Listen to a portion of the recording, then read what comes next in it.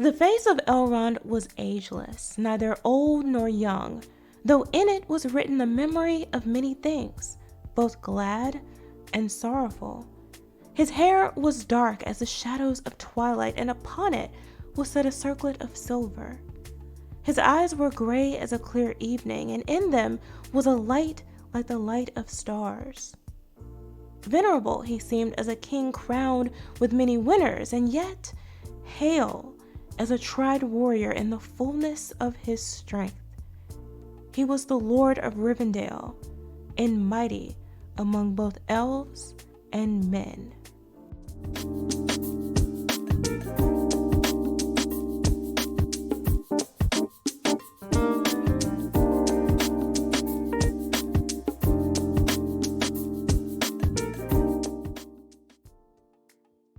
Hey guys, welcome back. Today we discuss Elrond. In my last video, I spoke about Galadriel as she appears in Tolkien's work, a complex model of womanhood, one who reigns fully in her beauty and her strength, powerful but without sacrificing her femininity.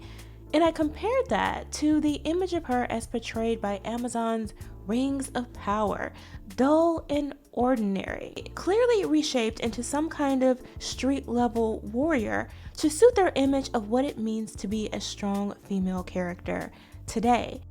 Similar to this is what we see happening with Elrond, one of, if not the most important figure in the entire tale. In contrast to how we first meet Galadriel in full battle mode, armored and leading her own host, sword in hand, Amazon introduces Elrond to us wrapped in a cheap cloak, sitting in the middle of a field.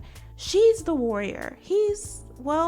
We learn later that his interest is political ambition. All this marks a pretty stark contrast to the fearless and heroic Elrond we know from even the past films. He's described by Tolkien as a tried warrior, strong and mighty among elves and men. He doesn't just tell us Elrond is a commander or a leader, however. We see him actively involved, risking his life and that of his men to take on Sauron's forces against incredible odds. That's kind of all fans were hoping for here, not a whole lot.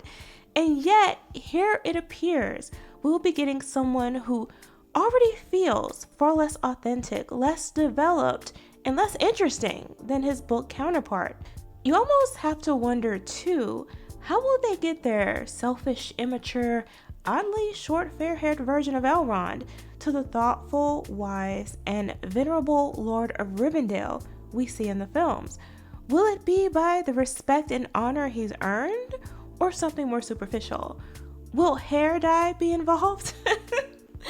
And I can almost imagine somehow they'll make it so that he has nothing actually to do with his rise at all.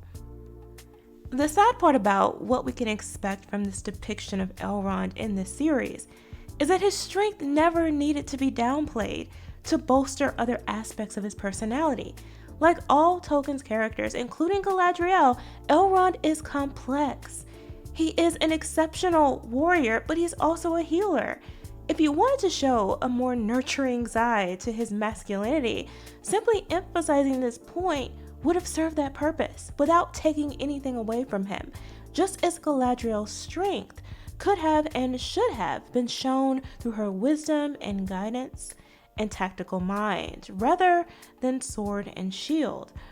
Elrond didn't need to be politically ambitious or prove himself in any way. He was of an incredibly powerful bloodline. He was the herald of Gil-galad. He had the opportunity to take up the crown and passed, because that's who he is. And unfortunately, I don't know that that's who we're going to get to see.